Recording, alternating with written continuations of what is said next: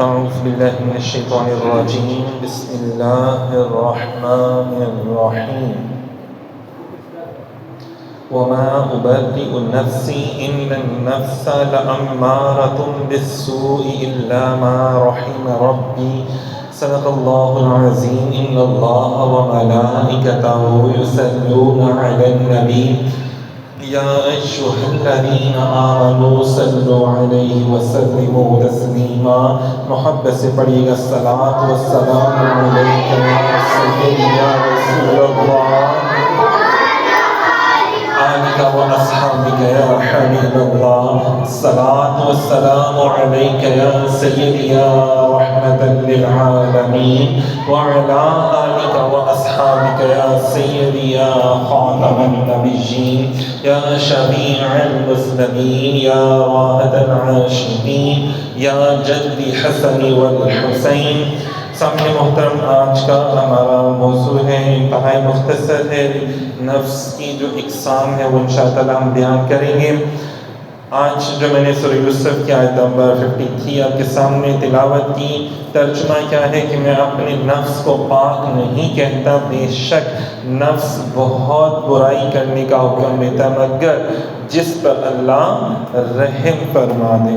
لَأَمَّارَ، نفس امارہ کا ذکر کیا جا رہا ہے. نفس امارہ کیا ہے؟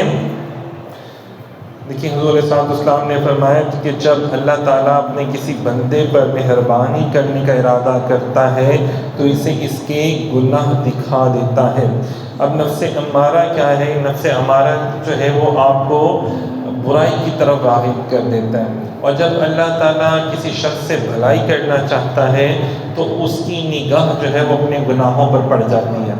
گناہوں پر پڑ جانے کا مطلب کیا ہے کہ اس کو لگنا شروع ہو جاتا ہے، یار میں فضول میں غصہ کرتا ہوں، میں کیوں کسی کا حق کھاتا ہوں، میں کیوں کسی کو مارتا ہوں، یار نہیں مجھے کسی کا مذاق نہیں اڑانا چاہیے، کسی کا دل نہیں توڑنا چاہیے، کسی کا حق نہیں کھانا چاہیے، کسی پر ظلم نہیں کرنا چاہیے. تو یہ جو اچھے اور پازیٹیو خیال آنا شروع ہو جاتے ہیں تو اس کا کیا مطلب ہے کہ اللہ تعالیٰ نے اس کو نفس امارہ کی چالاکیوں فریبیوں سے باہر نکال دیا، اللہ تعالیٰ نے اس کے ساتھ بھلا کر دیا ہے. اور سب سے بڑی بھلائی اللہ نے کیا کی کہ اس کی نظر اپنے گناہوں پر جانا شروع ہوئی.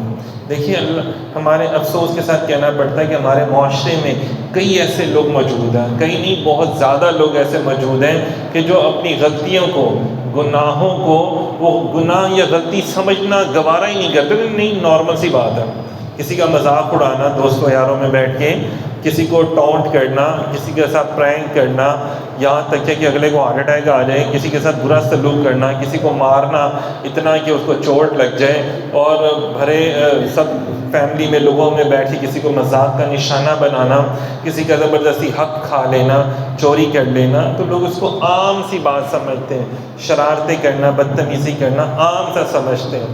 مطلب ان کے لیے جھوٹ بولنا کوئی بڑی بات ہی نہیں ہے. کسی کا مال ماں باپ نے بھیجا پیسے چیز دینے کے لیے، رستے میں پیسے کھا جانا معمولی سی بات ہے، حالانکہ یہ ان کو لگ رہا ہوتا ہے کیونکہ ان کے اندر شیطانیت جب زیادہ آ جاتی ہیں.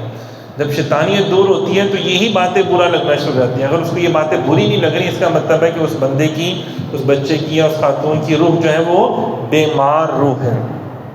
اس کا نفس جو ہے وہ اس کو نفس امارہ میں شامل ہے، اس کو برائیوں کی طرف لے کے جا رہا ہے. ہاں اگر اس کو برائی سے نفرت ہونا شروع ہو جاتی ہے کسی وجہ سے، تو اس کا مطلب ہے کہ اللہ تعالیٰ نے اس کو بھلائی کا ارادہ کر لیا، اس کو نوازنا شروع کر دیا، اس کے اوپر اللہ کا لطف و کرم ہونا شروع ہو گیا. کیا کہ اب اس کو برائیوں سے نفرت ہونا شروع ہو گئی ہے اور اس کا دل کرتا ہے کہ وہ اچھے کام کرنا شروع کر دیں. آپ یہ اس حوالے سے دیکھا جائے نا تو صحبت بہت زیادہ کاؤنٹ کرتی ہے. اچھی صحبت میں بیٹھیں گے اچھے کام کرنے کا دل کرے گا، اچھے کام کرنا آسان لگیں گے. برے لوگوں کے پاس بیٹھیں گے تو برے کام آسان لگیں گے اور اچھے کام کرنا برا لگے گا. جیسے آج کل بھی ایسے ہو رہا ہے نا ہمارے معاشرے میں، آپ نماز پڑھنے والے لوگوں میں بیٹھے آپ کا دل کرے گا نماز پڑھنے کو، آپ درود و سلام پڑھنے والے لوگوں میں بیٹھے، لوگوں کا خیال کرنے والے لوگوں میں بیٹھے، چنگے بندے دی صحبت یارو جی میں دکان اتارا، سودا پاوے نہ لئیے گلے آن ہزارہ. مطلب آپ خوشبو کی دکان پہ بیٹھیں گے، آپ کچھ نہیں بھی لیں گے نا پھر بھی آپ کے کپڑوں میں سے خوشبو آنا شروع ہو جائے گی. کتنی پیاری سی بات ہے نا. تو یہ ہے نفس امارہ اور نفس لوامہ کے درمیان جو فرق ہے وہ میں نے آپ کو بتایا. اس کے بعد نفس لوامہ کے بعد کیا آتا ہے؟